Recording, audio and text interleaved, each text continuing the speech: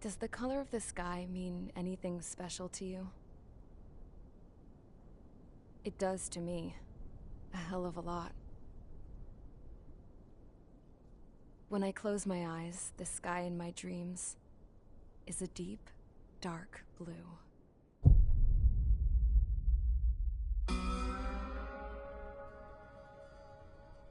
Pilots have been in my family for 4 generations.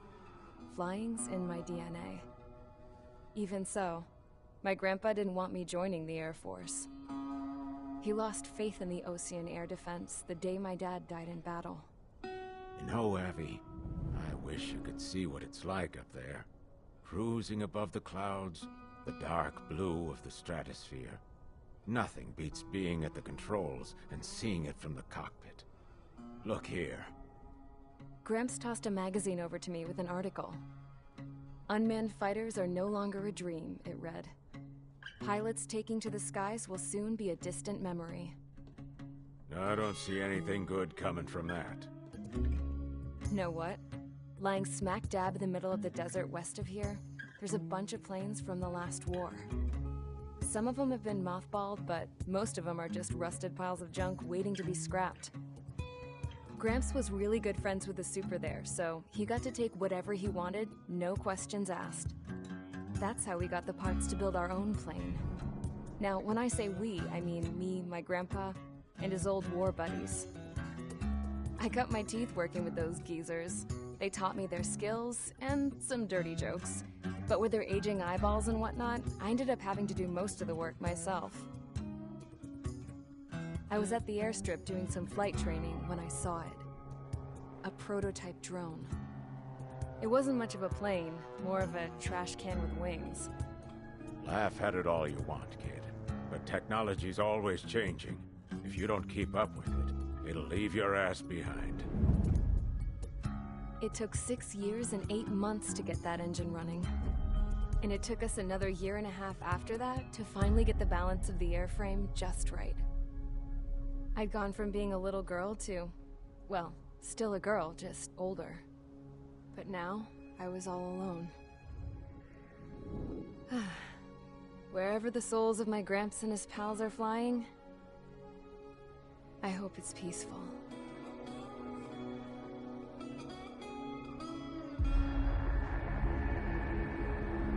Then, finally, I was ready to break the sound barrier. All this plane could do was take off, accelerate, and fly up.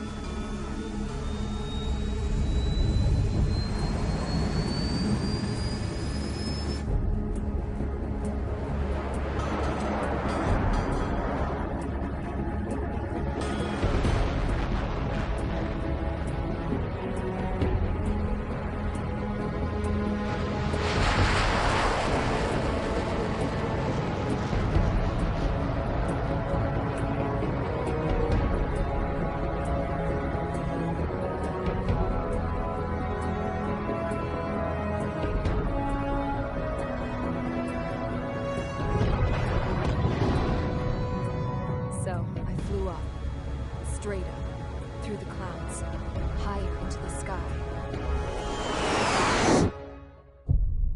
Dark blue. I could almost touch it.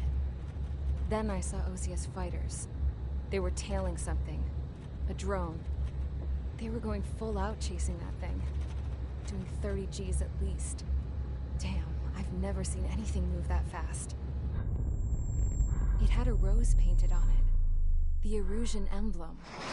But that country's a whole continent away from here. Crap. You should have been my best to see this piece of junk. Should have built a deterrent too.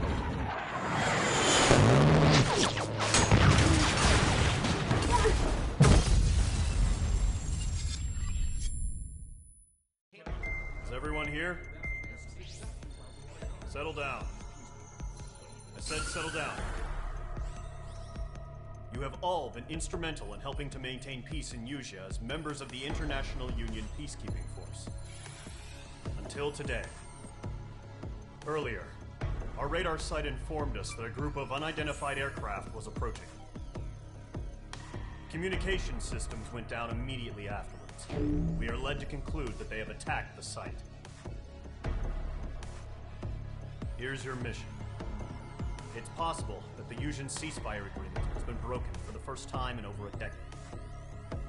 As of today, the Fort Grays Air Base Squadron of the IUPF has been put on high alert. All members who have been ordered to sortie, fly there immediately. Find the unidentified craft, then use your weapons to round them up and force them to land. If the hostiles counterattack, then you will... What the hell was that? There's smoke! We're under attack. Numerous unidentified aircraft confirmed overhead. How is that possible? A tank farm to the north has been bombed! Many injured. Scramble! All units, take off and eliminate the unidentified craft attacking the base! This is not a drill! Radar site's still silent. Scramble, get those birds in the sky. We're sitting ducks. What's happening? Bombers incoming. Don't know how many. Let's clear that runway. We don't got all day here. Mage Squadron, head to runway. Column Squadron, take off. Link to Skykeeper. Hurry, Mage Squadron.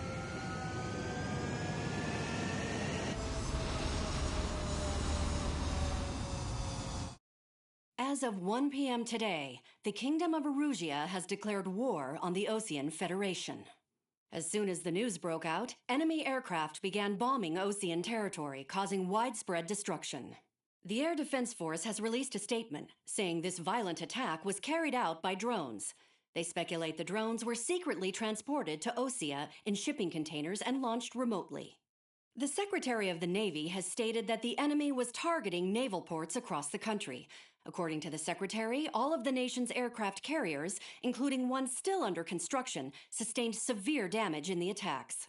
We have yet to hear back from the department as to the fate of Osean carriers currently at sea.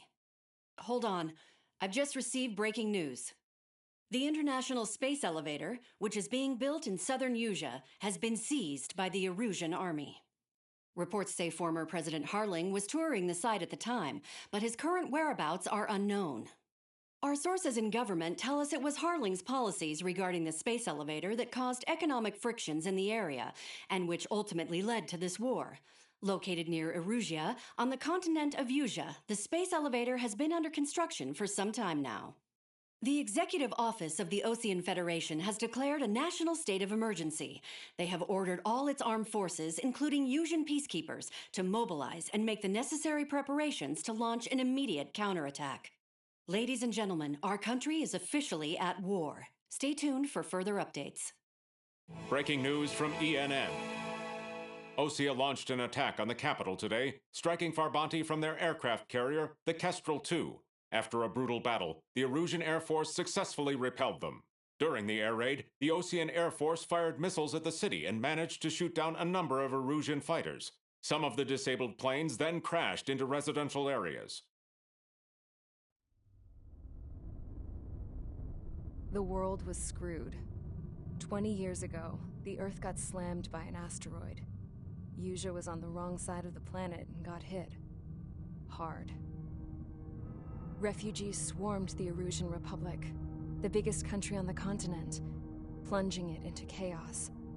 They were desperate and started a war, one they had no hope of winning. That's the war my dad fought and died in. The biggest nations from 2 continents went head-to-head, and the so-called righteous Oseans struck the deal that ended it. They fancied themselves the only nation that could bring peace and stability to the world. They even tried saving the Yuuzhan, still suffering from the disaster. That's how a space elevator, stretching way up into the sky, ended up being built in Yuuzha, paid for by the Oseans. President Harling said he did it out of compassion for his fellow humans. But to the folks in Erusia, it looked like Osea was moving in to take over. Erusia went from being a republic back to being a kingdom. When they started this new war, they managed to get the drop on everyone. The second the declaration hit the news, Erusian forces took control of the space elevator without spilling a single drop of blood. President Harling was touring the elevator when it happened and disappeared. Then, while that was going on, the Erusian ships that were docked all around Osea released a swarm of drone fighters they had hidden on board in containers. No one thought they were capable of doing what they did that day. With pinpoint accuracy, they managed to take out everything that was military, and not a single civilian was hurt in the process. Osea pissed lots of people off with their huge military presence around the world. Erusia didn't have the same reach, but they could hit their targets faster and cleaner. And when all this was going down, I just so happened to be in my flying drag racer.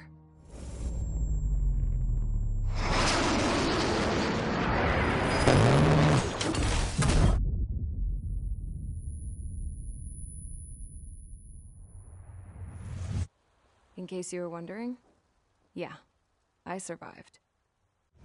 I crashed in a bombed-out Osean Air Force base, then got arrested for breaking wartime aviation laws or some crap.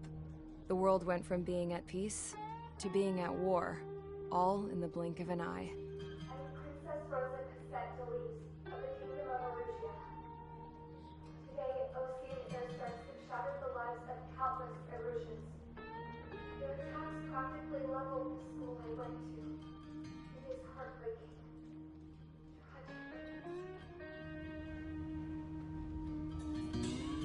I was tried, found guilty, and stuffed into a cargo ship. For company, I had some court-martialed soldiers. And remember those mothballed planes I told you about before? They were loaded on the ship, too. We headed off down south for several days, and then swung east. That's how I got here. I was thousands of kilometers from Erusia, on the opposite side of the Yuzian continent. For a port, it was dull as hell. It had 3 rusty patrol boats, and the base? The fences were topped with razor wire, the tower had a searchlight and machine guns, and a truck with a gun turret was parked in front of the gate. Its gun was aimed at the yard. This was a prison. This place looked like a full-on base, but half the tanker trucks were just big balloons, and the runways weren't even paved, just painted on the dirt. The whole place was just one big fat lie. The only reason I was here is because they knew I'd restored a supersonic plane. They wanted me to make something out of the mothballed planes they brought, that they could park on the fake runway. Can you believe that shit? So, I tried to escape. They found out, and set the dogs on me.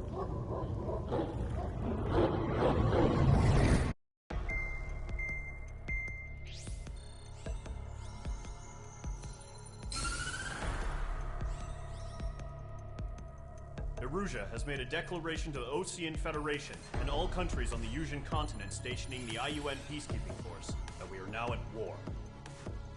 Right after the declaration was made, surprise attacks began around the continent that have inflicted major damage to our armed forces. Forces aligned with Erusia are currently appearing throughout Yusia.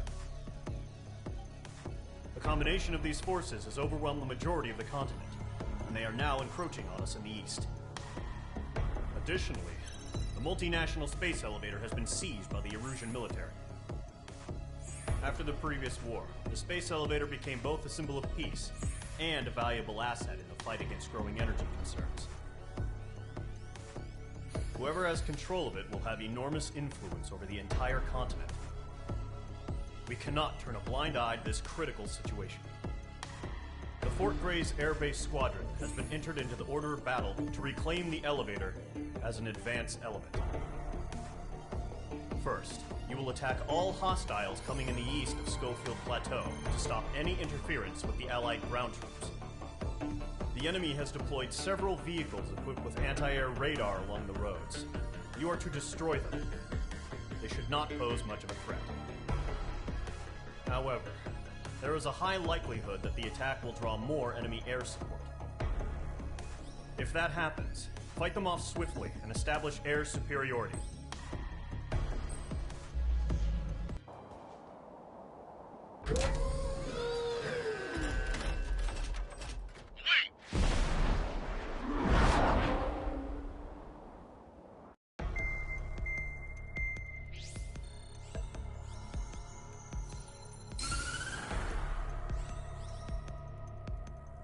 The surprise attacks carried out after the declaration of war saw the peacekeeping forces of various countries, including Osea, suffer major damage.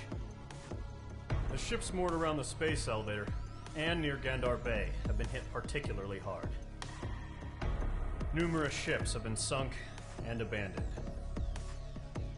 Fortunately, our cutting-edge aircraft carrier, Kestrel 2, was at sea, so it was spared from the attack. Kestrel 2 is now preparing to launch another attack against Erusia's capital, Farbanti. The aircraft carrier Vulture also managed to escape Gandar Bay safely. However, it lost all its aircraft, so it's sailing empty. Today, the International Union Peacekeeping Force reclaims its bid to the space elevator.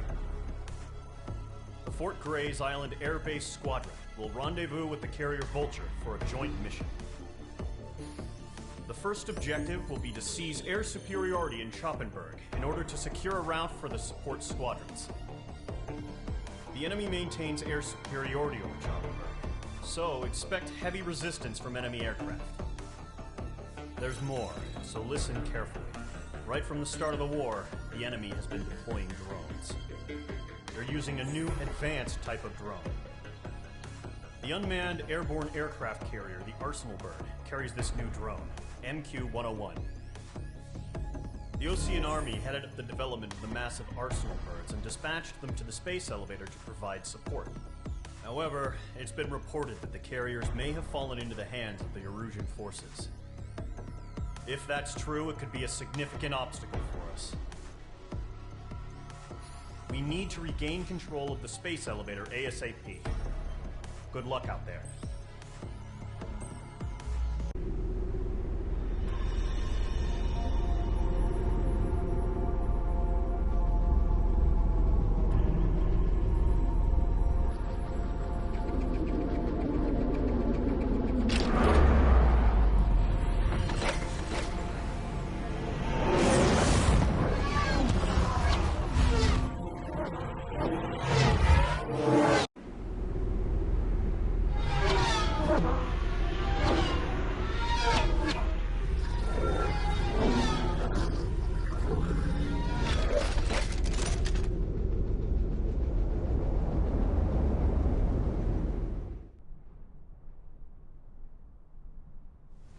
Comes.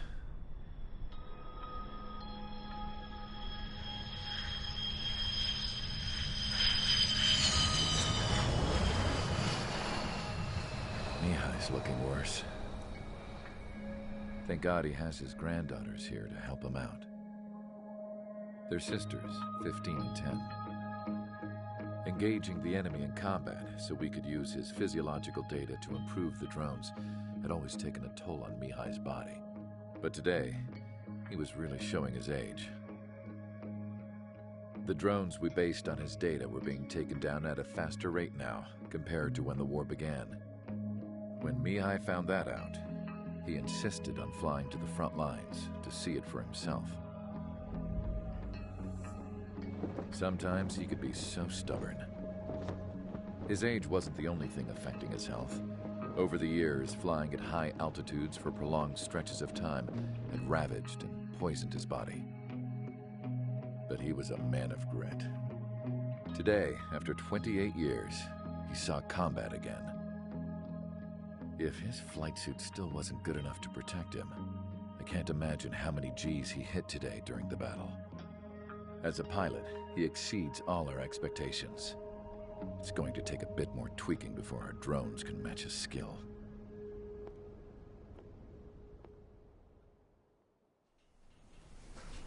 How penal is this penal unit, you ask? This place is a shithole.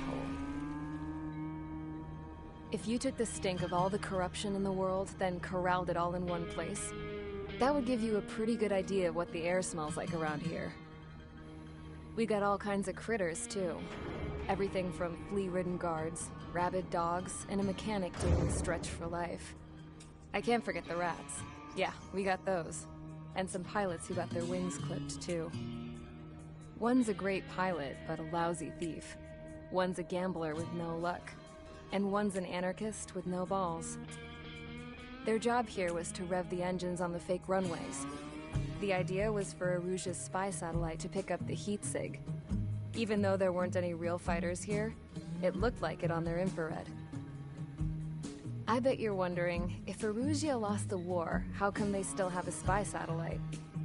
Because someone over there was smart enough to train a bunch of computer nerds to hack into half of Osia's satellites. That's how come. Every now and again, I'd try to bust out. And every single time, those damn dogs would drag me right back. When I was in my cell, I'd hear this voice coming from the guards room.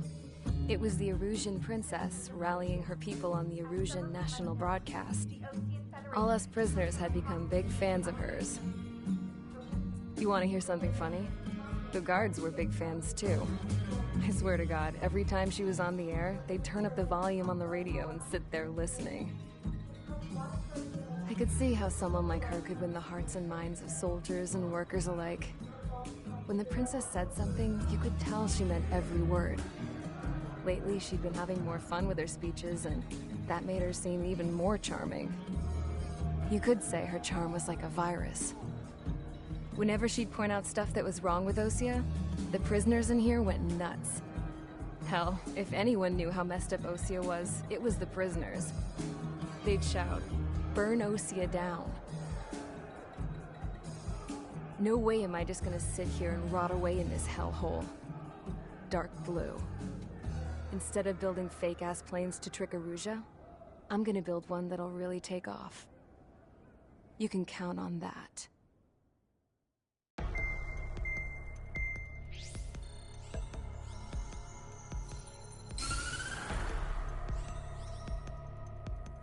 As proved by the failure of our previous strategy, the Arsenal birds have bolstered the enemy's anti-air network. This will be difficult to overcome. However, we still need to get swiftly to the space elevator no matter what it takes. Someone there is counting on us. The hero of the Circum-Pacific War and the man who spearheaded the construction of the space elevator. Osia's former president, Mr. Harling. Mr. Harling was inspecting the elevator when the war broke out. He's been classified as missing since the elevator was taken over by the Erusian forces. However, according to the latest intel, a military officer accompanying Mr. Harling hid him inside the facility. Both are waiting for a chance to escape. Enemy anti-air radar network has been set up around the space elevator. It's likely a large squadron would be detected. We will send a single aircraft through the network and send in a rescue team soon after. A number of anti-air radars have been set up around the space elevator. However, our reconnaissance suggests their network is weakest along the southeastern coast of Selatapura, so we can elude the enemy's observation. There are a lot of rain clouds this time of year. Flying through the clouds will enable us to stay hidden from their radar. If you happen to be detected by their radar, we will be forced to abort the mission. The lone pilot will head up this strategy as you, Trigger. After you bust through, secure the rescue craft's landing zone by taking out the anti-air weapons. Gollum and others will arrive shortly for support. Provide escort for Mr. Harling's craft after rendezvous. Good luck out there, everyone.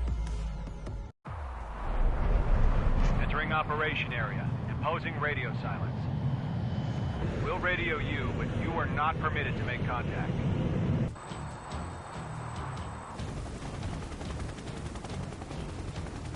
Rescue craft tagged on. Initiate. Gargoyle 3 to Babel. Babel, roger.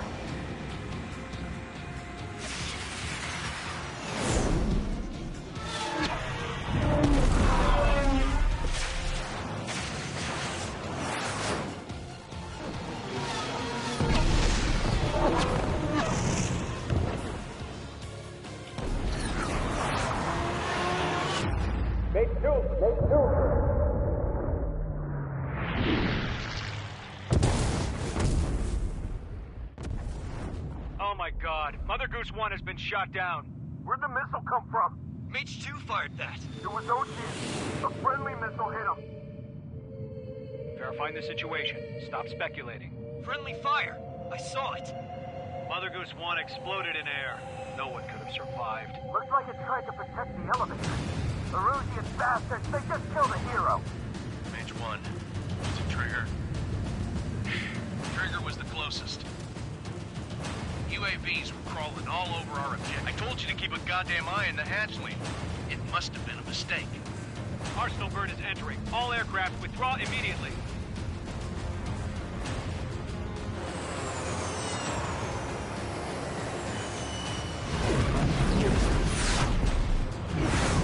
Trigger, you can't fly for a while.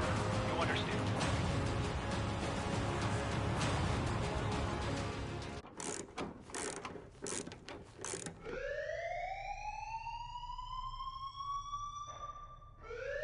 Bad news for us here at the prison. The enemy fell for our decoy base. With all the fake planes and trucks we had out, it must have looked to them like the Osean Air Force was about to go on the attack. Day after day after day after day, they bombed us. Osea didn't give a damn. We weren't soldiers to them, so go ahead. Bomb us. In their eyes, we were expendable. Worth less than the fake planes in the bunkers. No biggie. While I made fake planes, they had me put together some working ones. Then, some genius at HQ decided we should send it up, so the base looked legit. Thankfully, we had people to crew them. It didn't matter what we were locked up here for anymore. Top brass needed pilots, and criminals were all they had. A crook, a gambler, an anarchist. Just your typical lowlifes. They threw each one of them in a cockpit and sent them up to intercept the enemy's planes. But in the end, it was all just for show. So, up they went, day after day after day. Today they tossed someone new into the mix. Wonder what he did to get sent here. My dad died flying for the Osean Air Force. When your allies are surrounded, one of the most dangerous missions is giving them cover to retreat. Whoever signed up for that was a real hero. But even more dangerous than that was being the one who had to cover the rear guard's retreat. That was my dad's job, and one time, he called it off. Said it was too late for him. Said anyone else would have done the same. I found that out from a war buddy of his when he came to tell me how my dad died. The next time a retreat happened, my dad volunteered to be in the rear guard. Dumbass. He died all right. No one came to help. The news nearly broke me. Of all the ways to get killed, that's gotta be the most pathetic one ever. Am I right? There's a rumor going around about another inmate. The guy they brought here a little while ago. Get this, talk in the cell block says he was sent here because he killed Harling, the president of Osea during the last war, remember? He's the one that sent my dad on that suicide mission.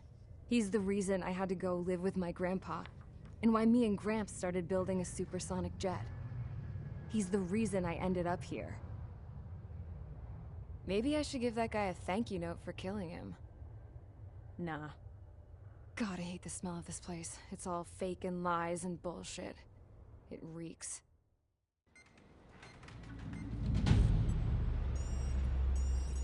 All right, guys, I'll let you in on some juicy info. The new guy was found guilty by the International Union Peacekeeping Forces court-martial. He is the murderer of Harling in the flesh. His TAC name's Trigger. Now, as of today, he may be attached to the Osean Air Force Base 444th Squadron. But that is just some symbolic bullshit. It doesn't really matter if he's Harling's murderer or not. Every last one of you has been incarcerated for one reason or another. You cons have an obligation to atone for your crimes. A few of you in the penal unit know how to fly, and HQ needs to plug the deficit in our Air Force. So they proposed sending you guys on a reconnaissance mission to the Waiapolo Mountains. But that idea was flat out rejected. Nope, you'll be atoning for your crimes right here at this base. This base is a decoy designed to draw enemy fire, and as members of this base, you'll be taking hits from the enemy. This will allow our forces to safely prepare a counterattack. Incoming! Switch off that alarm. It's just the usual. I thought Zapland was supposed to be an isolated area. Okay. I'm gonna need a few aircraft to scramble. Again? Wonder how many we'll lose today. Better than solitary. How many can actually... Enemy aircraft detected over the dummy runway. We just need to make it look like we can put up a fight. Some of those piles of junk can at least take off. Let's get the guiltiest cons in the sky first. We'll start with Harling's murderer. We don't expect you to down any bombers. But what we do want is to make them think that we've got an active base here. Follow orders, Trigger. Taxi to the runway now. Check your altimeter and wait in front of the runway. Control, would you kindly send me up first? Spare 8, Champ, this is the control tower. You're not cleared for takeoff. Obey orders. Go to hell. All aircraft preparing for takeoff. Watch out for Spare 8. He's forcing a takeoff. I'll take up command. Any objections? That'll get decided in the skies. Touche. Trigger, your call sign is Spare 15. Consider it your prisoner number for the air. Commencing deception and interception.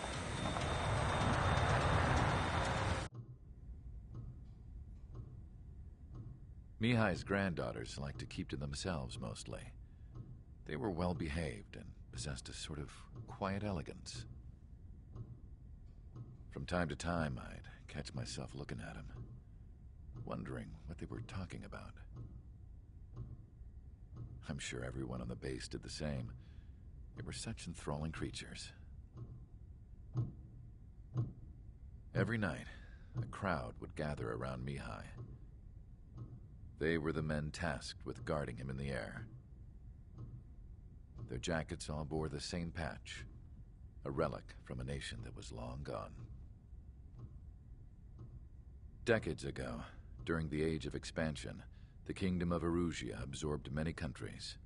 Theirs was one of them. Mihai asked them, "Yet what is a nation?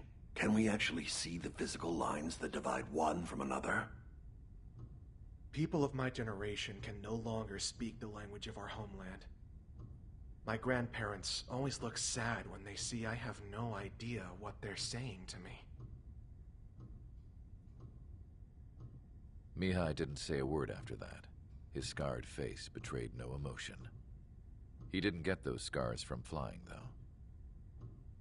Mihai was originally from Shalaji. His real name is Mihai Dumitru Margarita Corneliu Leopold Blanca Carol Aeon Ignatius Raphael Maria Nikitas A. Shalaji. When he was young, he was the heir to the Grand Duchy of Shalaji. Then, revolution broke out among his people. Mihai was betrayed by a close friend who pointed a gun at his face and pulled the trigger. The revolution was successful, but the new country that sprang from it was annexed by the expanding Kingdom of Erusia. The Erusian royal family allowed Mihai's family to retain their title and noble standing in the new kingdom. But Mihai surprised them all by signing up for the draft like an ordinary Erusian citizen. He was then accepted into the Air Force Academy by order of the king. Mihai soon became an ace pilot. When the royal family was ousted and Erusia became a republic, he continued his service for the new regime. Test sites soon flourished. One day, a classmate of Mihai's granddaughter visited. I noticed the rose emblem.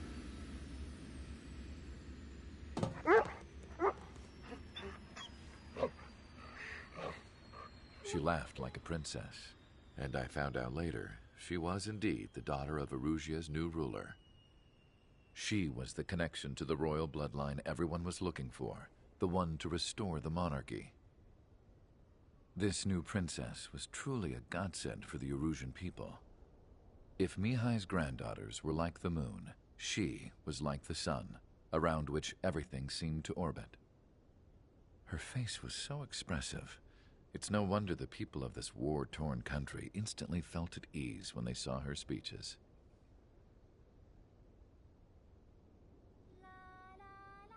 they started singing. The pilots of the support plane smiled, even though they wished their nation were independent from hers. Angelic. I wonder how Mihai felt about all of this. It was my job to research his neurological data, after all. I wish I could figure him out. Whatever his feelings were about losing his homeland, he kept hidden, even from me.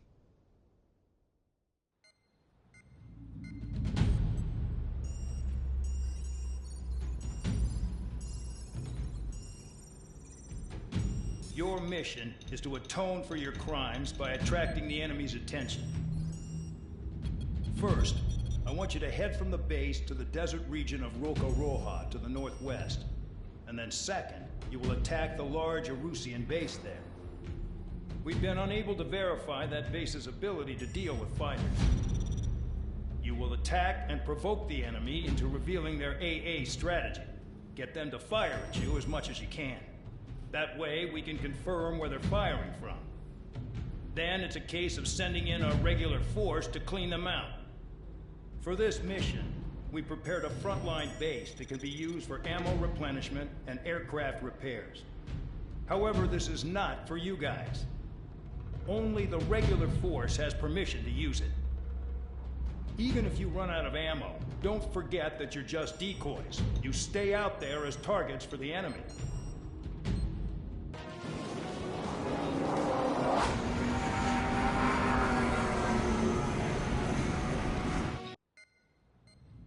You know, I've received a medal for my ingenuity in finding a use for you cons.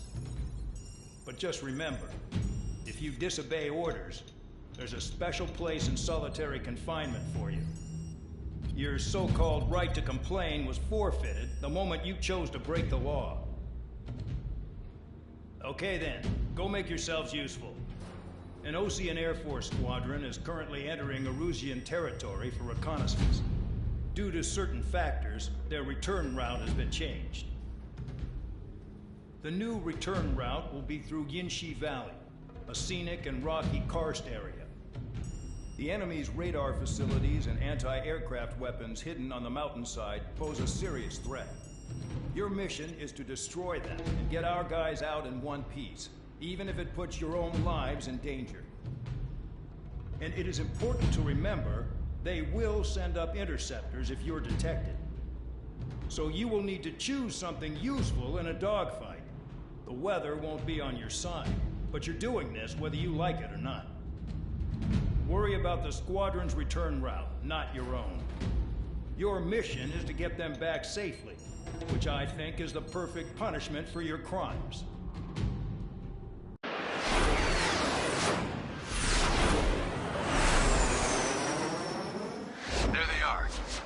Leave this one to our friends. Wish we'd used that hole to get home, too. Things don't always go perfectly.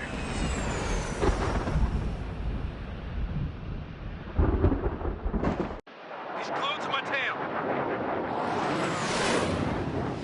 Still not firing. I ain't afraid of it. Spare 8. No dogfighting. Negative. I'm not letting this slide. Woohoo!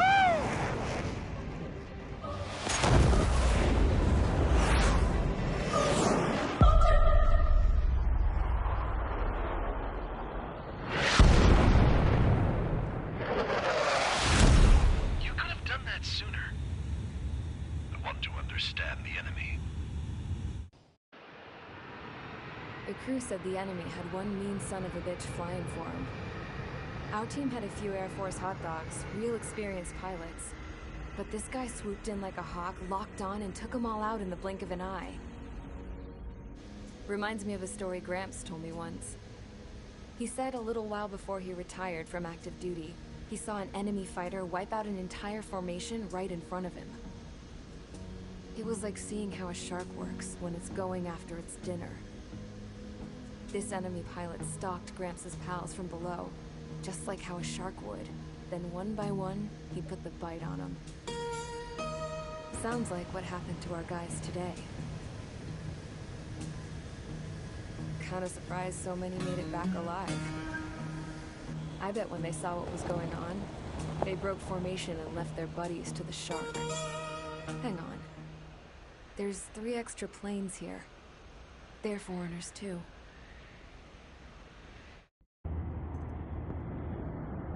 I had a chance to talk to one of the pilots that escaped back here, so I took it. Apparently, 2 of our planes took the enemy on alone. They covered the Allies so they could retreat. The hell kind of idiot does a thing like that? The last pilot to land back at the base was that scrawny anarchist dude. He always had this dumb grin on his face, like he didn't give a damn about whatever he did to get thrown in here with the rest of us. Was he the one who went gung-ho? I bought him a drink later. After the usual small talk, I turned the topic around to the mission. For an anarchist, he struck me as a bit weird. Nothing like what I expected. He talked a mile a minute and kept going on and on about library books. Not encyclopedias, those cheesy adventure novels you read in high school. Nothing against those. I like a good story myself once in a while. But I wasn't here to talk books. I remember that day well. Amidst the swirling clouds, the fighter squadron was trying to help its allies reach safety. He's pretty foolish, isn't he? I thought so too. Suddenly, a highly skilled enemy fighter squadron appeared and began picking them off at the edges. One by one, they fell right out of the sky. Although, I guess there was nobody around that was even more foolish to go to their aid then. So you simply watch things unfold from a distance. Yeah. I mean, who would have ever thought that I'd just go and follow him straight into the enemy squadron like that? After what felt like decades, I finally got to the info I was looking for. He wasn't the guy. He said he was just following his wingman's lead and managed not to die somehow. The hero on this mission was the new guy. The one that killed Harling. How did you feel? I'm still kind of shaken up, actually. But you know, I do feel a certain sense of pride, too. He really is foolish, isn't he? Yep, he sure is.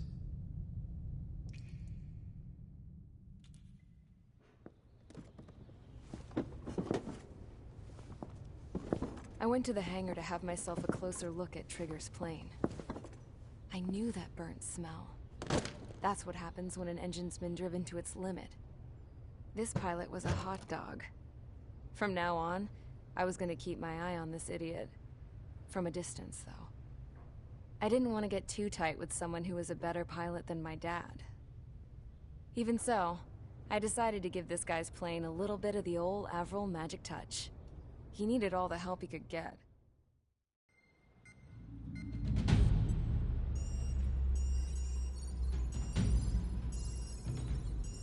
Attention!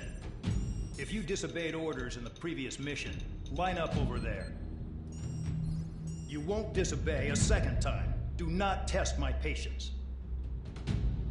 The biggest threat to our forces is the enemy's enormous swarm of drones.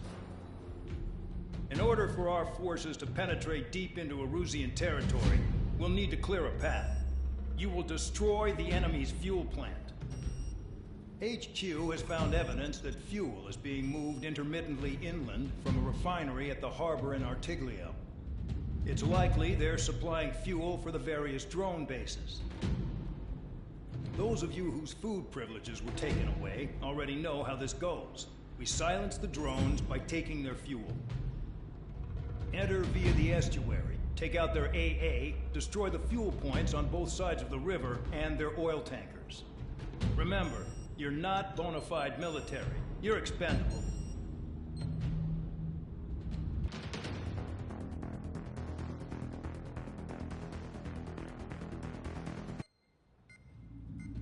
It seems headquarters is starting to view some of you in the penal unit as a valid military force. Or at least that's what the rumors are saying. But that's bullshit. The only reason you're here is to atone for your crimes by carrying out missions. Well, you sit on your ass and get medals. You, solitary, now. Okay, on to the briefing. In this mission, you're going into Erusian territory. We know the Erusian Forces communications facility to the north in the Waiapolo Mountains is linked to the swarm of drones. Your mission is critical. You will destroy the facility and then weaken those drones. As it's important, the enemy won't go down without a fight. The area is watched over by spy satellites. If discovered, expect AA missiles. Unless you have a death wish, you must use the clouds for cover around the sides and base of the mountains. Use the clouds to hide from their satellites, and you just might have a chance to shake off their missiles. If you do find a missile on your tail, head to the clouds and pray. Let the missile kill you or crash into the rocks. That much freedom I will give.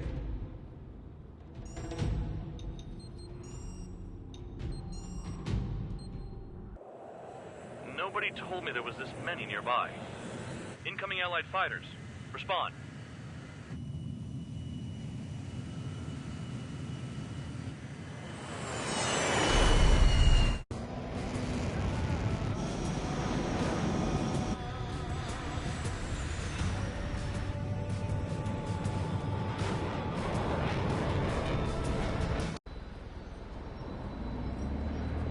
Suddenly, we were being treated like a regular unit. We've been ordered to pack everything up and move the base further inland. We even got a transport plane. The funny thing is, no one here remembers I've got a bum leg and, oh, that I'm not a soldier. Take a look at the map. There's an island on the other side of Usea our Marines landed on.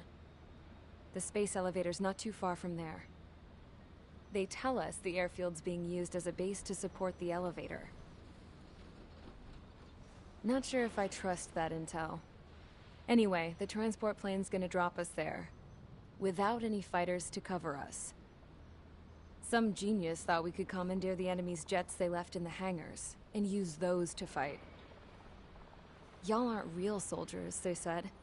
Any other day we'd be using you lowlifes to go out and dig up landmines. And prisoners don't get guns. You'll just have to make do with whatever we give you and like it.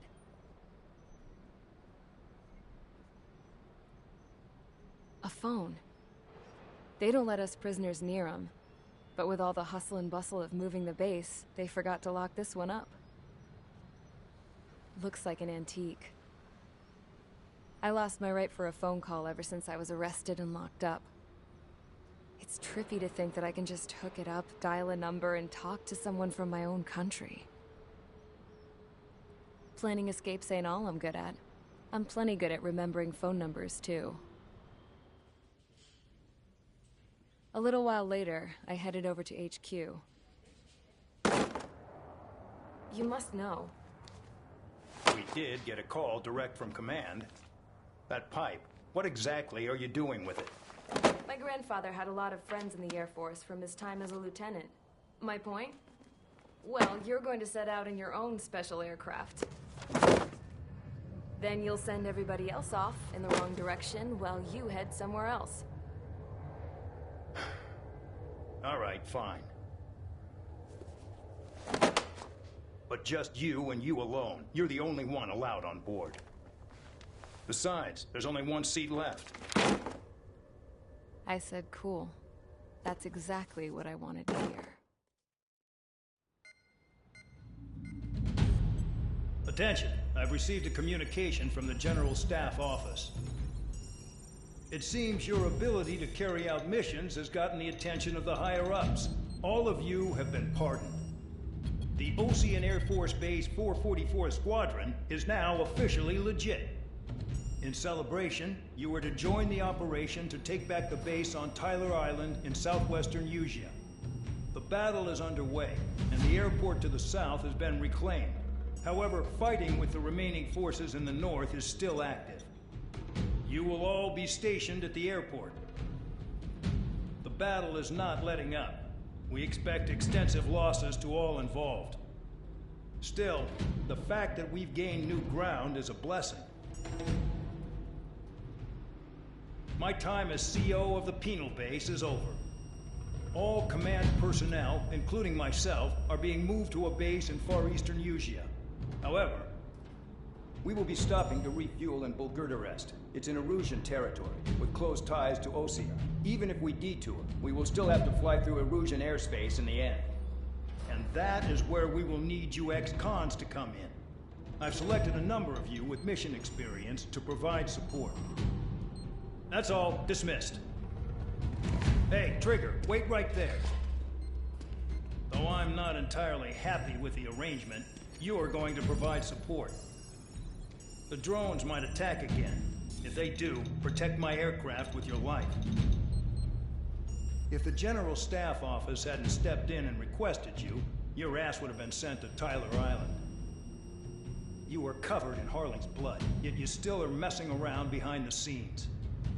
You breathe in a way I don't like, and I'll shoot you out of the damn sky.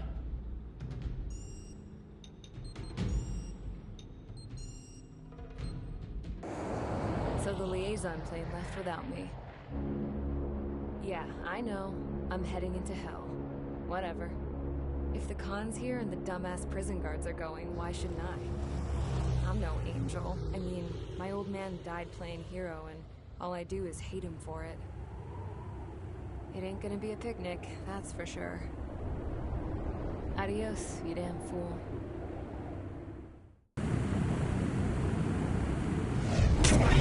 It closed in fast.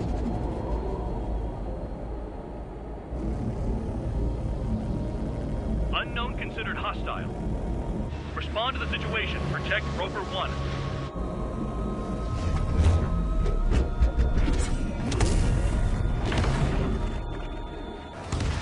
Bandit hit. Still active.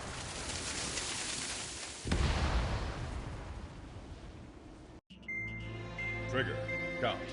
We've received official confirmation about what we're supposed to do with you.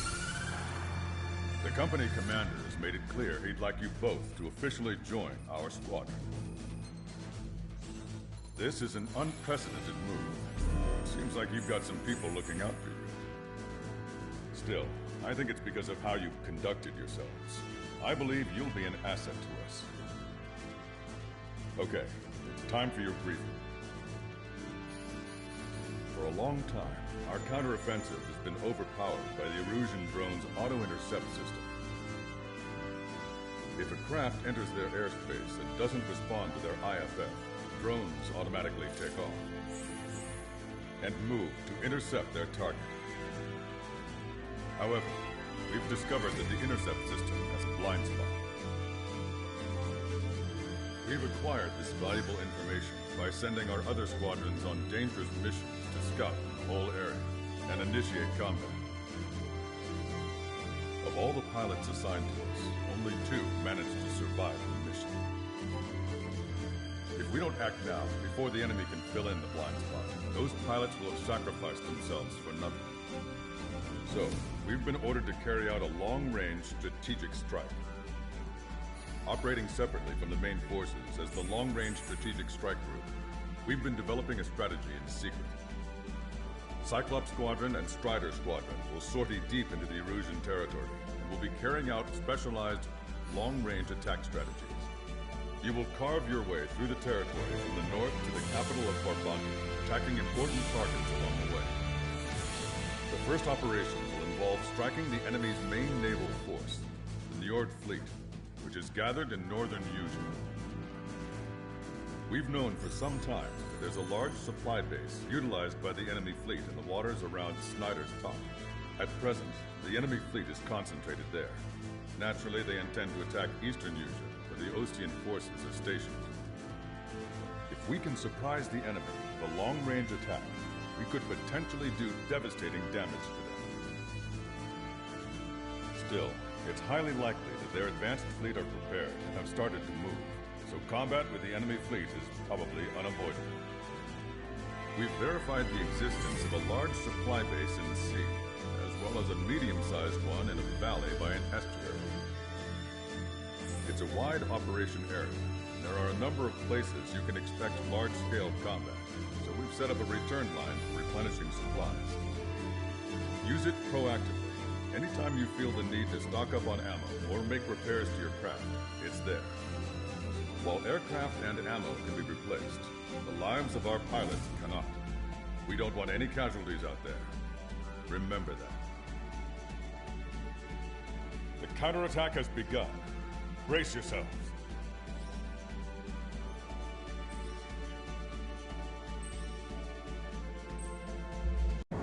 Trigger, your call sign is Strider 1. You will be leading Strider Squadron. Count, you'll be Cyclops 2. You'll be under Cyclops 1.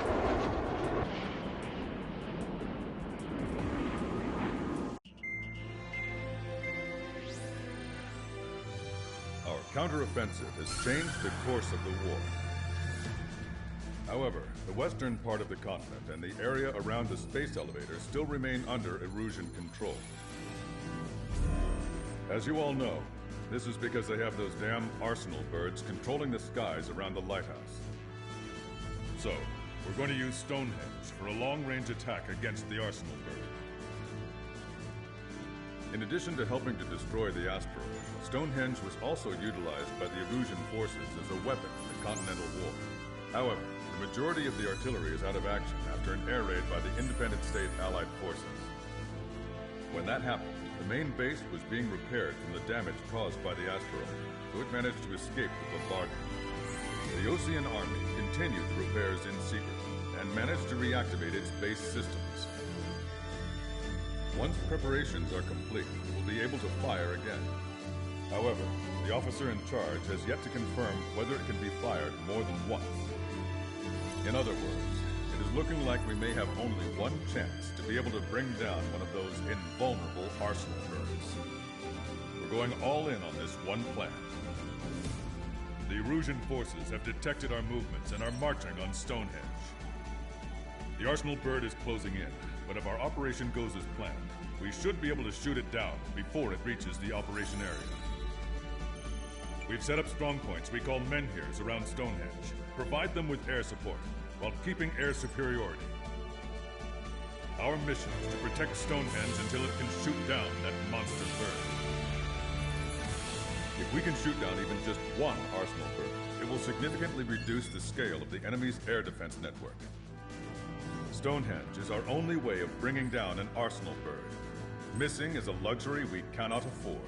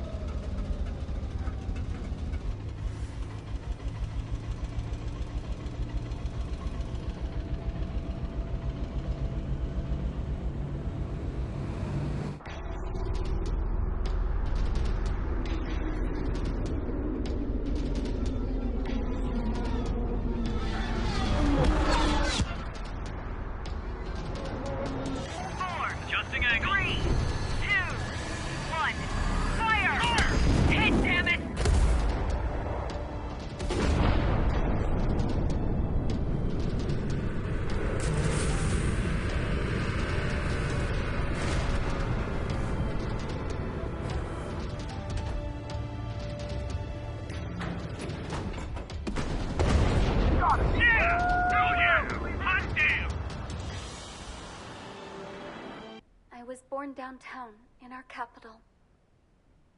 When I recall my homeland, my thoughts are filled with the sights and sounds of the city. But home means something different to each and every one of us. Therefore, I've decided to visit every place where our citizens call home. The Kingdom of Erusia is a land of diversity. Each region has its own unique and special culture.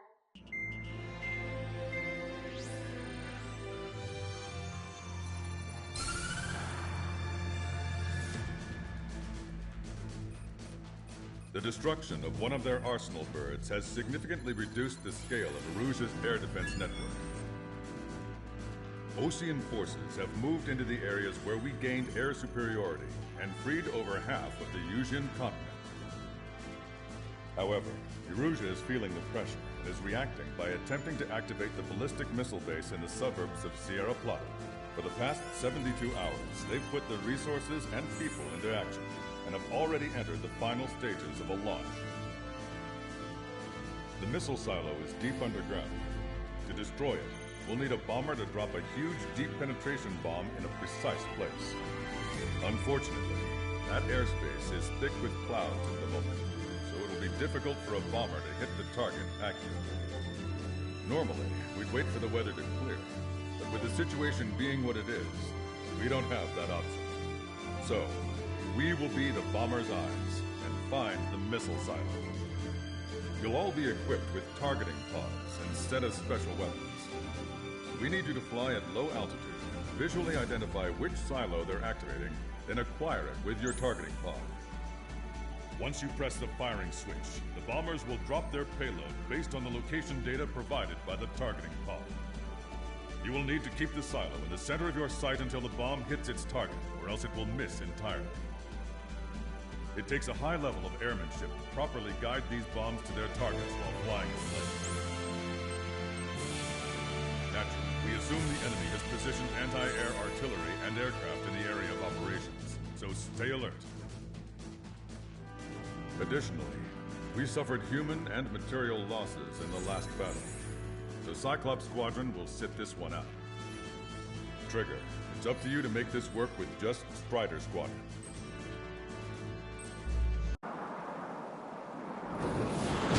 Alert! We've detected an IRBM launch. Confirmed signature on our radar.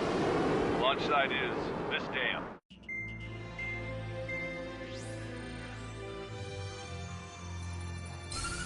With the loss of an arsenal burst followed by the destruction of their ballistic missile base, Erusea is running out of ways to counter. This is a great opportunity for the Osean army to bolster our power to eventually take down the Erusian capital of Farbanti. The special long-range strategy is entering its final phase. Our objective is to attack and capture the Erusian Air Force Base in Cape Rainy in northern Erusia. This important base is at the forefront of our strategy to establish control of Farbanti. Under the cover of night, our plan is that all squadrons will invade from the valley to the south and mount an air assault on the area. The enemy's observation field has eyes on the skies above the valley, so your altitude will need to be restricted. If you go over a certain altitude, the enemy could spot you, ending the mission in failure. Keep that in mind. Once you arrive, you are to take out the enemy's air defense forces as soon as possible and prepare for the support squadrons. When the air defense forces are neutralized, the helicopter squadron should arrive carrying Marines. The plan is to take control of the base. Getting through the valley is only half the job.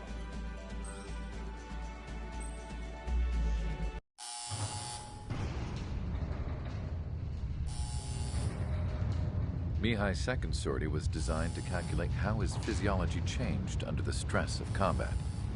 My job was to compare his performance as a pilot now to when he was younger and understand how his skills evolved.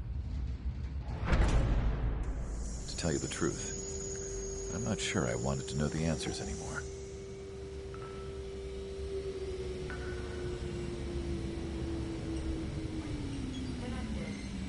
For a man his age, Mihai's body was unbelievably resilient, remarkably flexible. His reflexes were as sharp as they ever were. Still, after all those years of flying in the outer layers of the atmosphere, even someone as strong as Mihai wasn't immune to the effects of the strain. The human body is fragile. It was not meant to handle the excessive amounts of radiation that constantly bombarded the stratosphere. For Mihai's second sortie, we used a flight suit that was still untested. He seemed fine on takeoff, but by the time he landed back at the base, it was clearly a mess. He got caught in a surprise dogfight with an especially stubborn enemy. It took a while for Mihai to bring him down.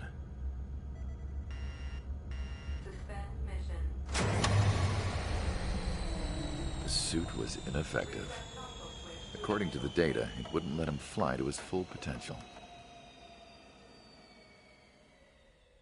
A new flight suit was made to my exact specifications. When it finally arrived, Mihai's granddaughters glared at me with their disapproval. They blamed me for the pain their grandfather had to keep enduring. But Mihai remained stoic. He wasn't the type of man who cared about anything that happened here on the ground. I wasn't worried about it. I was confident the new suit would protect him thoroughly, so that he could maneuver his plane any way he wanted. The moment he took off in his new flight suit, I realized what I had failed to before.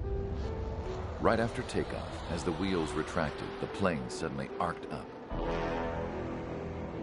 It accelerated so quickly.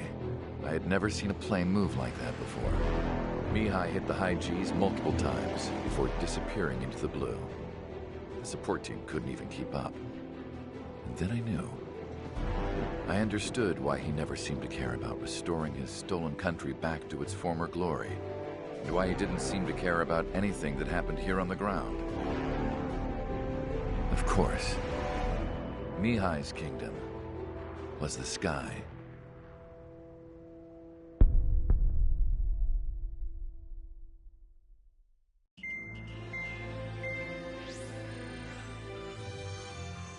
The operation to capture Erusia's capital, Farbanti, is beginning. This is the culmination of our work. We need to capture the Erusian forces' general headquarters in the south of Farbanti and end this war. The plan is for ground troops to attack Farbanti from both the east and north, and a task fleet will attack from the southwest.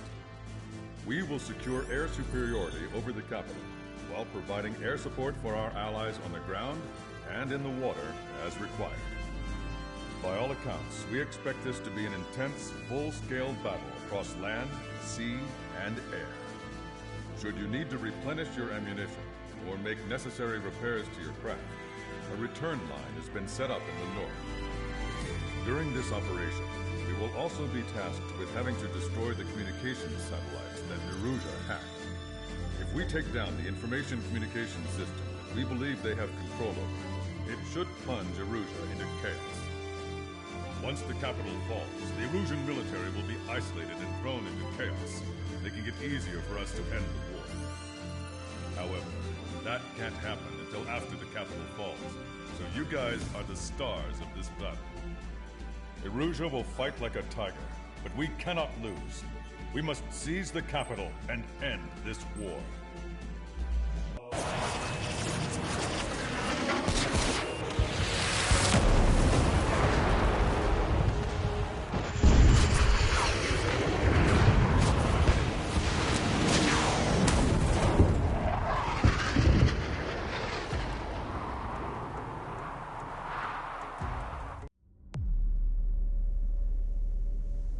As far as the chaos we find ourselves in these days, it's difficult to say which side pulled the trigger first. Erusia deployed an automatic intercept system with drones. Osea implemented long-range attacks to bypass them. So Erusia decided to sabotage Osea's communications and navigation technology. Erusia couldn't launch a satellite themselves, but they were still able to hack the software of the Osean transmission and navigation systems. Before Osea even noticed, half of their satellites were hijacked. That's when things got ugly. In an attempt to knock out each other's capabilities, both forces launched fighters loaded with anti-satellite missiles at the same time. Only military satellites were targeted. However, their destruction created a debris field in orbit, which wiped out scores of other satellites, both private and government-owned. What kept the world relatively sane up to that point had been free-flowing data and information. But now, those were gone. All that remained was chaos and confusion. Government and civilian broadcasts and transmissions were cut off. The flow of information had ceased. Forces on both sides of the conflict now found themselves unable to communicate with their superiors. Many of the smaller countries annexed by Erusia and yearning for their independence seized the opportunity and started their own uprisings. As for why some of Osea's military decided to break off from the main force and continue on their own, I have no idea. Perhaps there was some sort of dispute over the chain of command. The continent that had once seen wars that were only fought between Osea and Erusia was now full of numerous conflicts between rival leaders vying for power. Insurgencies were everywhere. I even heard a rumor that a group of Osean convicts had rebelled. Rumors. It never ceased to amaze me that even at a crazy time like this, something as trivial as a rumor could find its way here. Communications from corporate were cut off. Apparently, the entire computer network was down. It was a wise decision to make our drones autonomous with AI instead of being radio-controlled. Wise and forward-thinking. Even with their GPS offline, they can still use their sensors to navigate as long as they're working properly. I'm sure the drones are still working perfectly, following their mission orders to the letter. I wish I could upload Mihai's new data to them. But without a connection, I can't upload the software to the active drones. The new ones we're making, though, there should still be enough time to upgrade those before they're activated. I'll be taking the data I've acquired away from the front lines now. Oh, and I'll be taking the girls, too. I told my assistant, Masa, it was time to get Mihai's granddaughters ready to leave here. She's not much older than the girls, but she has a way about her, and I'm sure she won't have any trouble with them. I saw a plane flying off in the distance. I imagine it was looking for a safer place. The plane had a rose emblem on it.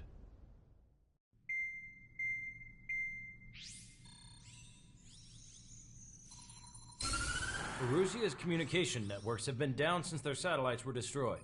Unfortunately, we are experiencing trouble too. All of Erusia has been affected, and we don't know when things will be back up and running. We're not even sure if this is Erusia's doing.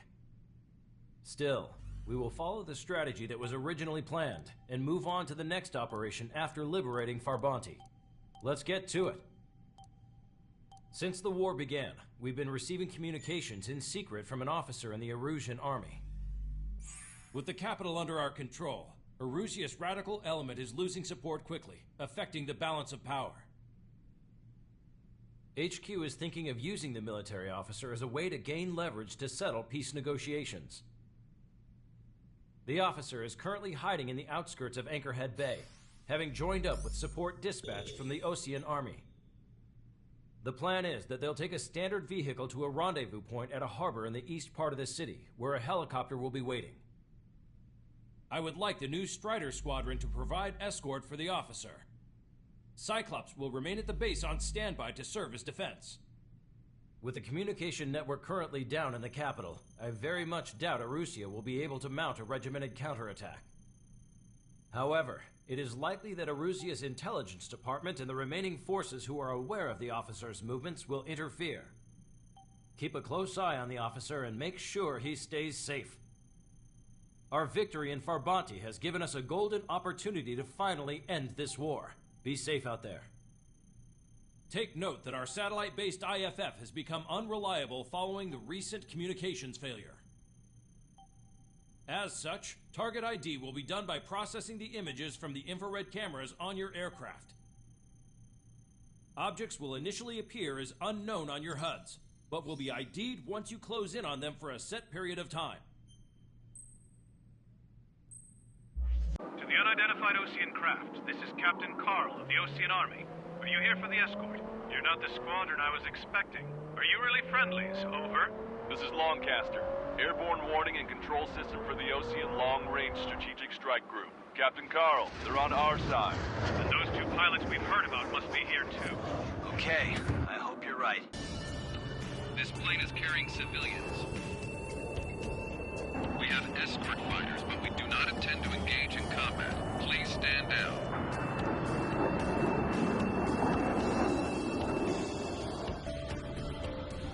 General, the Osean aircraft is here to pick us up. The approaching Osean aircraft. Osean's army? Elaborate. They stole our sealed orders. It should be a piece of cake. Were you sent by the General's staff? No, we'd like you to send... I can't!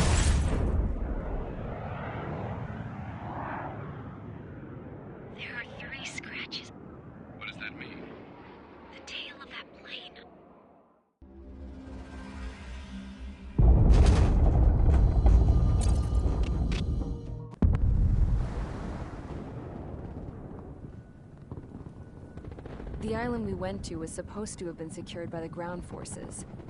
They hadn't gotten a handle on things by the time we got there, so now we were stuck in the middle of a half-assed campaign. My job was to get the planes ready for combat, making repairs and handing them over to our troop of cons. Thing is, the enemy still had the hangars. The comms were still down, so none of us knew what the hell was going on. The last transmission I heard before everything went to shit was that some prisoners from an Osean military penal unit rioted and managed to escape. They stole some jets and now they were flying around, taking out their former allies left and right. I wonder if any units like ours were out here, creeping around. Hearing the Osean jets firing at each other overhead chipped away at morale. Since the radio was out, it was quiet. I liked it better that way. All I heard was the gunfire. Here we were, walking around carrying rifles. We were pilots, damn it. Friendly fire will probably kill us. You know things are desperate when the guards that used to lock us into solitary are now telling us it's better we all stick together. I guess they think our odds of surviving this war are better that way. After walking for miles across the battlefield, we came across the wreckage of a plane. Passenger, not military. I knew that rose. It was an Erusian liaison plane. The guard's dogs smelled something and took off. They led us to a cliff. And the bodies. Today, I lost everything. When Osea attacked our capital, my father, a man who was never really suited to being the king, was killed. I was to be flown out of the war zone to safety, but the plane was shot down by rebels. The entire crew was killed in the crash. Soldiers appeared and one shot at me. My dog went after him and I shot him to pieces. He was my best friend. After all those speeches I gave about working together for peace, I thought everyone felt the same as I did.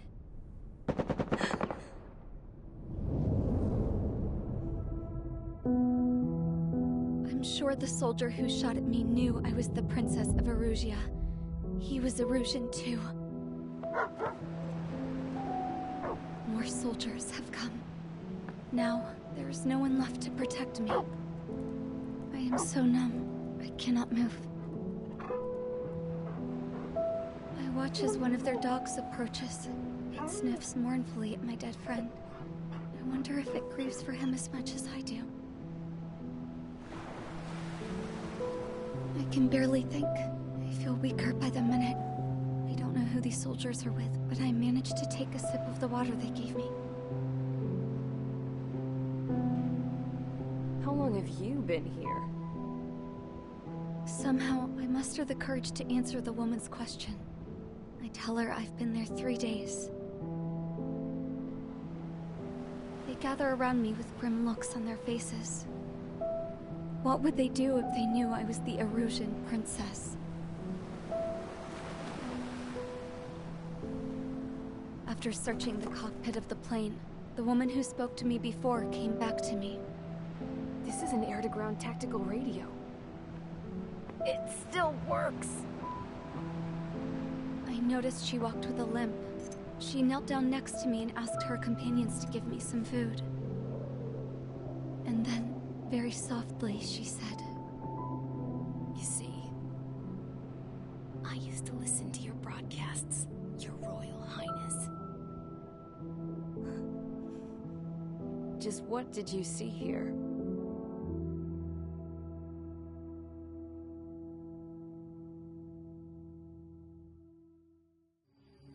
Okay, enough talk. Your opinions have all been taken into consideration. Beyond the seizure of Farbanti, which is important, and supporting the Erusian officer. At this point, I just don't know what our strategy is, or what our mission will be. Radio communication is still patchy for both the military and civilians, so we're getting zip from Mission Command about our orders. Still, with countless Erusian forces in the area, it's too dangerous for us to stay around here waiting for a miracle. Now, regarding Count's suggestion to think about self-defense, I think we should make a break for Tyler Island. It was a large Osean base before the start of the war. Count says his previous squadron took part in an operation to seize control of the island. It has the only base that will get us to the space elevator without refueling. It's also a transport facility for supply ships that provide drones and ammo for arsenal birds. For the Osean forces that are looking to reclaim the space elevator, those are two great reasons in its favor. If everything went according to plan, the base may already be in Allied hands when we get there. Though based on what Count told me about the island operation, it won't be easy to seize control. If the ground troops have managed to open the bridgehead, the transport route to Osea for supply ships should be available. So much at stake, I can't imagine Erusia just giving it up without a fight. Things could really have gone bad. Even if there are enemies left, they should be pretty easy to suppress. I just want to go home, man. Me too. With that look on your face, Trigger, I know exactly what you want. If Trigger's ready to kick ass, then so am I. Damn straight. We're with you, Trigger. It's decided then. Let's get all the aircraft and haul ass to Tyler Island. Although we can avoid the Arsenal Bird's anti-air network, there's still remnants from the Erusian forces. I want to get to the island without getting into any unnecessary combat. Pick a fast craft and fix it how you want. Pack for a long trip, but remember, if you drag your ass, you'll get left behind. Lancaster, we've confirmed the location of the flare. 5, 4, 3, 2, 1. Launch. 1, 2, 3. The mass driver is accelerating.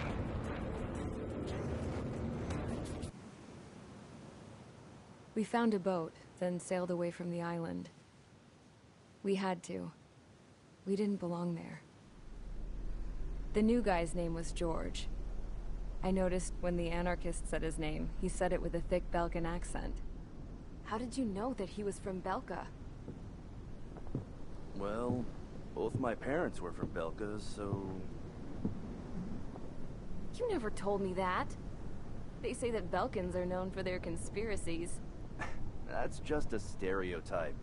Now, I simply stated my honest opinion and was thrown in jail for it.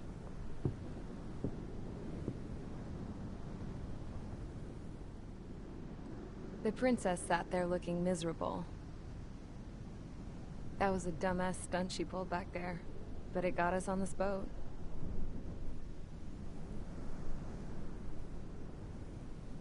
Take a look at that. This ship is heading for a single rope that's hanging down from the sky. Do you know how far the end of that rope reaches?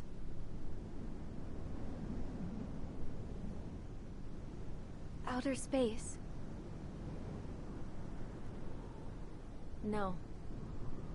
It is a direct connection to the very potential of mankind itself. Or at least it was until war erupted.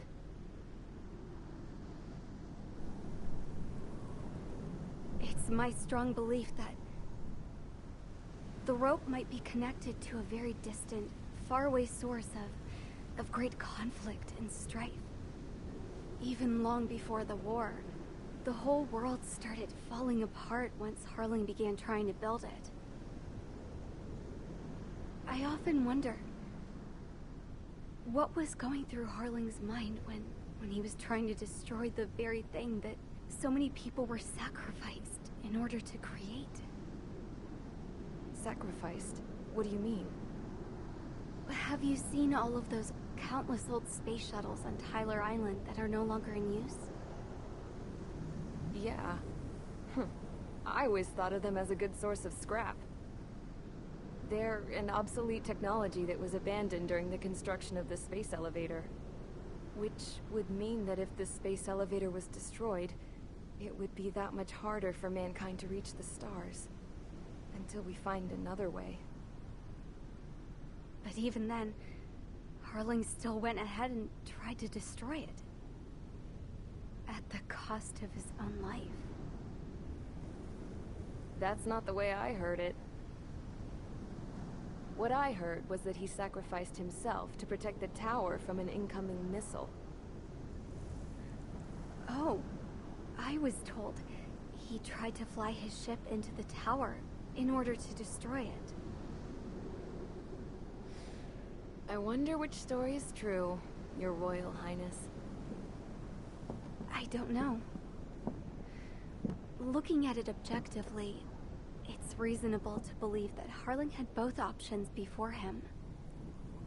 When it comes to which one you think he took, I guess it's like a mirror. Yes, it is. It's like a mirror looking into your own soul, based on whichever choice you believe it was. At the moment, though, I can only see darkness.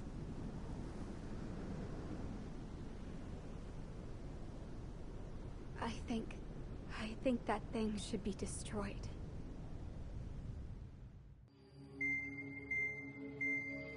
It's time for the briefing.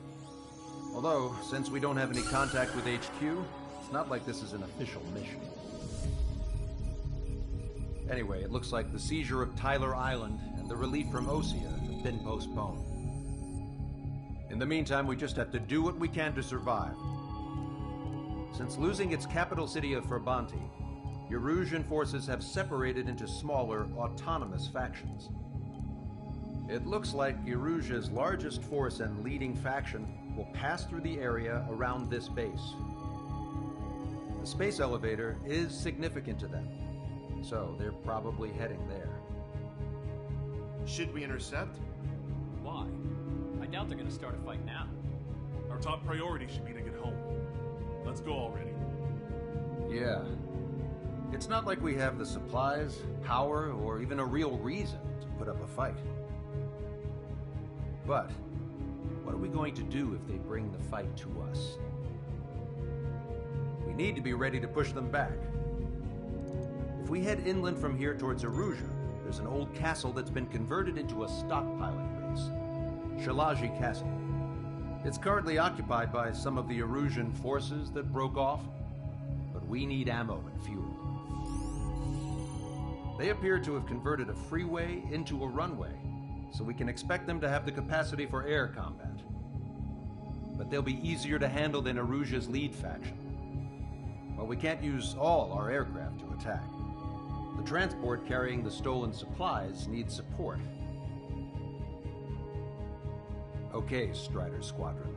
You head out first, and neuter the dogs at the stockpiling base. Rendezvous with Cyclops Squadron, who will bring the transport. Then we bring the supplies back to this base. Got it. Aircraft are our only threat. Sounds good. We'll make it. We're all gonna fly home. Together.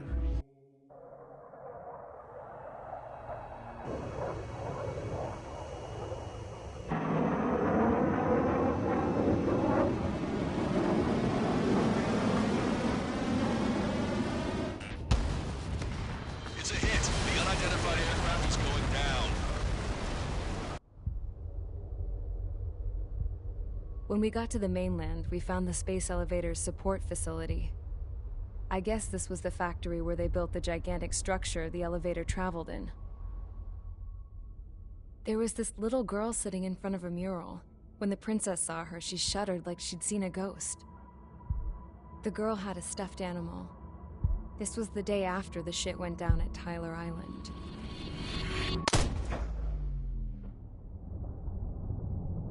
She walked right up to the princess, took her hand, and led her into the factory. One thing's for sure, they knew each other. The factory'd been converted to a production line for Erusian drones. It was fully automated and chugging along, making drone after drone after drone. Once they got inside, the princess stopped and just stood there.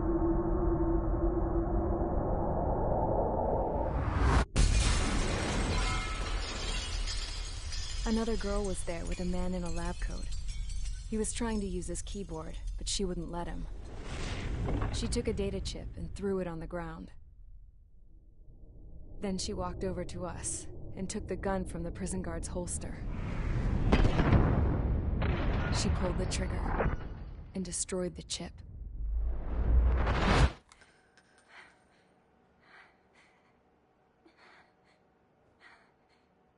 Later, I found out that the girl with the gun and the one with the stuffed animal were sisters. They were also the granddaughters of Mihai A. Shalaji, the legendary pilot. Gramps used to talk about him. He said Mihai was the top ace from 2 wars ago. Know any Belkans? Because this guy was a Belkan, and they love to stir shit up. Pitting nations against other nations is a particular favorite of theirs, along with developing hyper-advanced technology. That's right. I'm Belkan, born and raised. My country is gone now. Rather than surrender to its enemy, Belka detonated 7 nuclear weapons on its own soil. My people scattered around the globe, living in the shadows of other countries. We had a new purpose: to breed wars. The theory was that through war, we could achieve our destiny and our revenge. I had just finished inputting Mihai's data when his granddaughter came in. She destroyed the only copy I had of the information I squeezed out of him. The girl loved Mihai. No one knew more than her just how hard I pushed her grandfather for that data, how much I made him sacrifice in the process. I promised his granddaughters that his efforts were not in vain, that it could end this terrible war. But in the end, it only caused more chaos and despair. We were responsible for all this damage, all this tragedy. Now, we were going to pay for it. The Erusians, once our allies, would see to that. I had lost the drive to continue my work, even before I noticed Mihai's granddaughters eyeing me with suspicion that one day. I should have stopped then, for all our sakes. Mihai's granddaughter tossed the gun aside. She said if she resorted to killing, she'd just end up like the rest of us. And by us, she meant everyone, including the princess. Like me, the princess was afraid to look into the girl's eyes. She knew that by encouraging her people, she kept the war going. Mihai and his granddaughter were victims of it, and now, they too were paying the price. Is this for Belka? Or for Erusea? My grandfather had only one wish: to continue soaring through the endless skies. That was the only place where he felt alive. But I don't even have a country to call home, let alone the sky. The Black Forest, the lake, they are no longer mine. Even though those lands were once cherished by my late mother. We have to learn to put that sense of nostalgia behind us and behave like mature adults. My homeland. She's right. It feels so far away now. The woman with the rifle approached me. She was focused on more pressing issues. I checked the computer. All of the data on the legendary Ace had already been installed. No, I pulled it before it was completed. However, there are 2 aircraft that are already scheduled to be manufactured based on that data. We must destroy the factory. This isn't the only one. There are more facilities just like it, and the 2 planes containing the data will be manufactured at one of those facilities.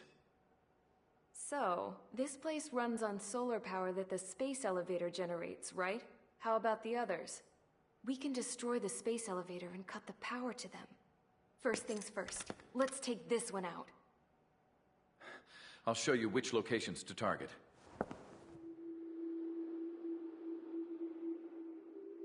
I stood there, thinking about that mural by the factory's entrance.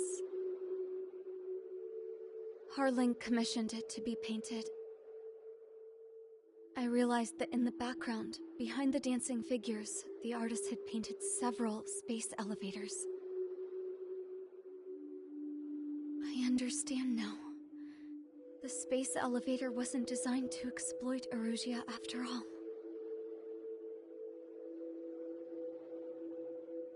Good. And afterwards, We'll bring down the space elevator itself. No matter why it was built, right now, it's the root of this chaos. I wonder... Yes? I wonder which path you would choose when looking at Harling's mirror.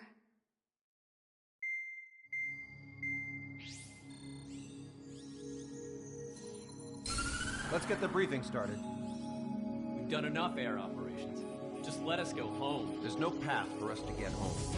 Whatever direction you fly, it'll be right into a hail of enemy fire. Earlier, we received a communication via the partially restored General Network. Here is what it contained. Apparently, the Erusian radicals have gathered around the space elevator, as it's a source of energy. Give the warmongers a powerful energy source, and you give them the luxury to keep on fighting.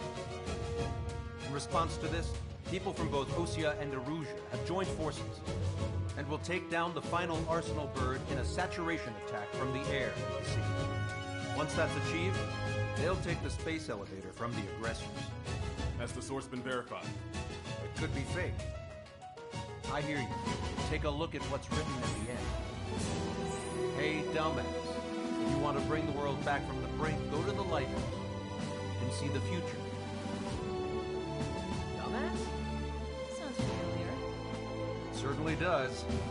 It's from those guys we met in Tyler Island, the 444 Squad. It's a message to all those looking to end the war. But I also think it's a message for Trigger. Guess we'll do what it says. Okay. Well then, I'm thinking we go roast that damn bird. Looks like we're all on the same page. It's time to end this war. Time to fly, guys. Let's go get that Arsenal bird. We need help! Don't let him damage more! Show them what the Erusian, no, what fighter pilots are made of! Thanks. I owe you. No sweat. Get into formation. We have the numbers. Incoming! 5, 4... Everybody, give this attack everything you've got. Open fire!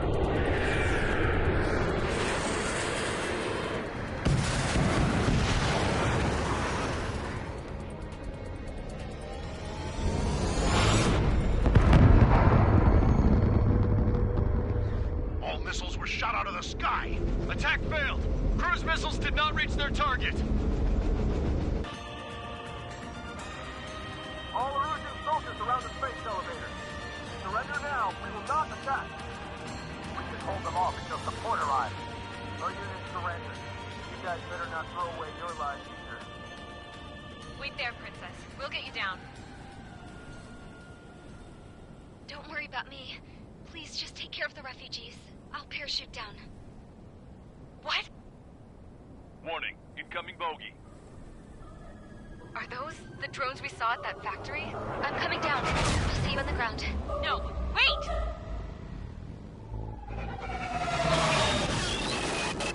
Enemy on my 6! Those guys are bad news. Trigger, boss, do something! Strider 2, missile inbound! Cosette! What? This isn't the time for that! Cosette! Avril, they're headed this way. Get the refugees to safety now. Strider 2, you're hit. Are you alright? Still breathing. I won't be flying much longer, though. There's an Osean carrier a few kilometers to the west. It ran aground and was abandoned. It won't be easy, but it's the only place you got. Trigger, escort your wingman. Let's get to that carrier. That's all we can do.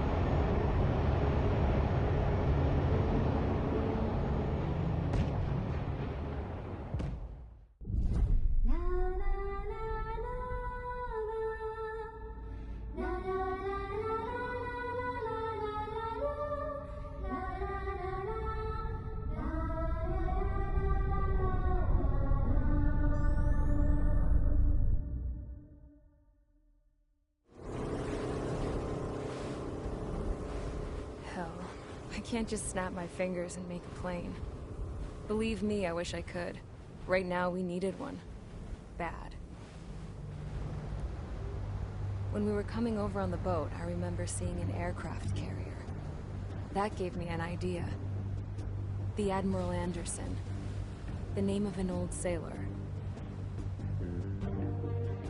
When the first drone started attacking, the ship wasn't ready for battle yet. It was still in the dock, getting all rigged up. So they rushed to get her ready. I know about Anderson. In the previous Osean War, he was the commander of a ship that sent out the last fleet of jets. They say the deck was sloping so bad as it sank, the last plane barely made it off. Those fighters ended the war.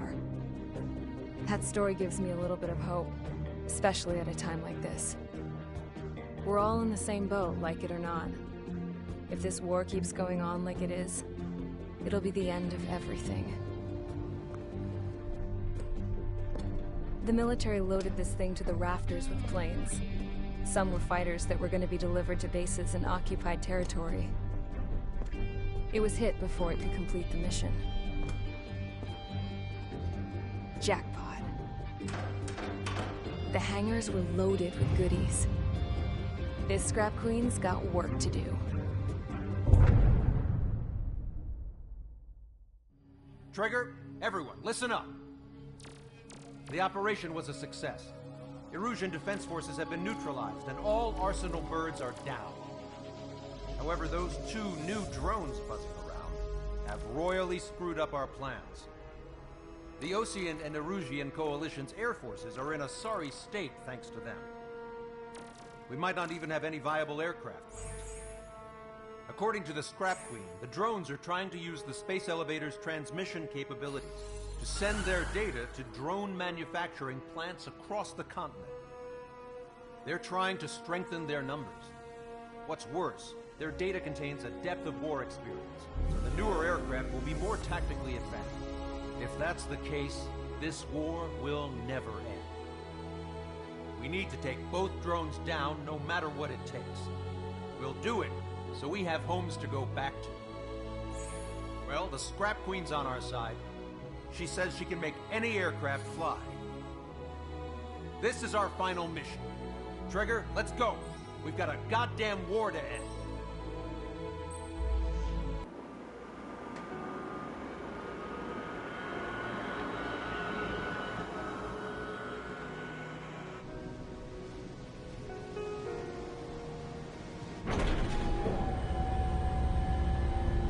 Can I use this? Hey, can you hear me? That craft is in peak condition. I even buffed up the canopy for a nice shine, so you can really see the sky. Take care, Trigger. When you get back, let me know what you saw.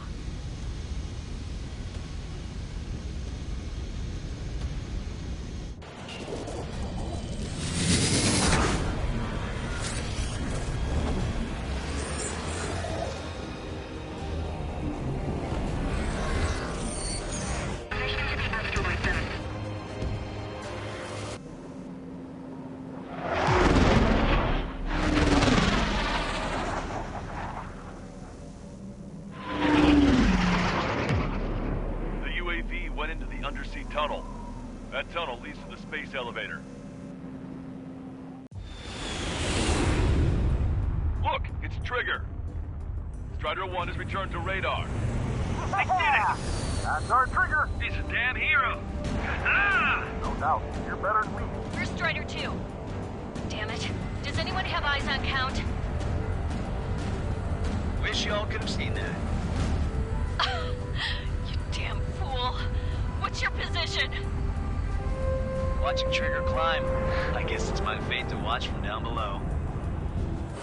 Yeah, well, we're all in the same boat there. Yeah, well, I guess we are. We're sending help. Give us your coordinates. Directly under the space elevator. Elevation is minus 500 meters. Minus? Hey, Trigger. You dumbass. Tell me something. What color's the sky up there? We're on our way back from our 7-year mission to the asteroid belt. I can't tell you how proud I am to be the first to land at Wait, this what was that spaceport. transmission? This is Captain Kay Nagase of the spaceship Pilgrim 1. The ocean of stars in our galaxy is finally within our reach. To the pilot who generously gave this spaceship a place to dock, we are forever grateful. The universe lies ahead of us, waiting to be discovered. And now, at last, we have a gateway to ascend to it, over and over again. It's all coming together for me. Today was the day, the moment of a return. I salute the pilot who gave us all a future.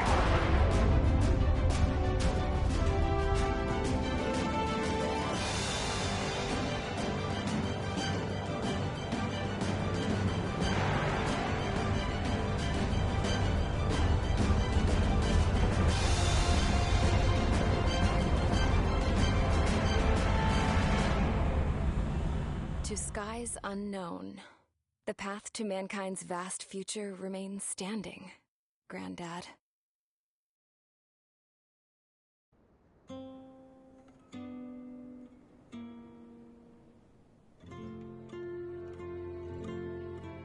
The refugees built a settlement for themselves at the base of the space elevator. A humanitarian mission from Yukduvania airdropped some supplies for them again today. Thanks to the princess, the whole world was pitching in to help these people. Handing out the relief supplies would have been a perfect gig for that anarchist dude. But since he's dead now, the job went to the guy from Belka, George. I guess Tabloid got that new system he wanted in the end.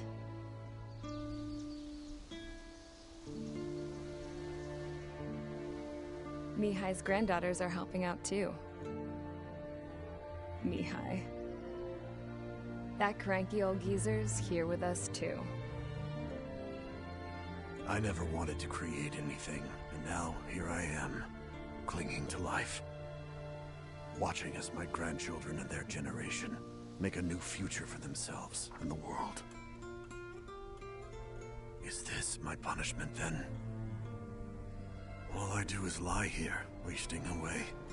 I'll never know the freedom of flying the open skies ever again. I've been grounded, and my wings have been clipped. You know what having peace in the world means? It's being able to die in your own bed at a ripe old age. Peace is what those girls are working so hard for here. We got a bunch more refugees today. And the princess? She's looking to the stars. Dark blue, to the heavens and beyond.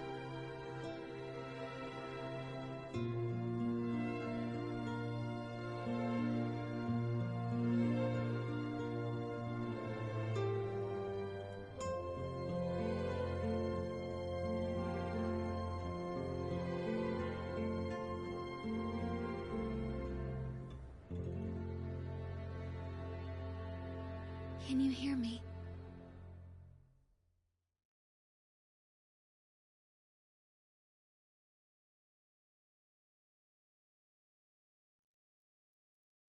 Tu te souviens de nos fleurs préférées qui chantaient tout près de nous, du jour de ta déclaration d'amour.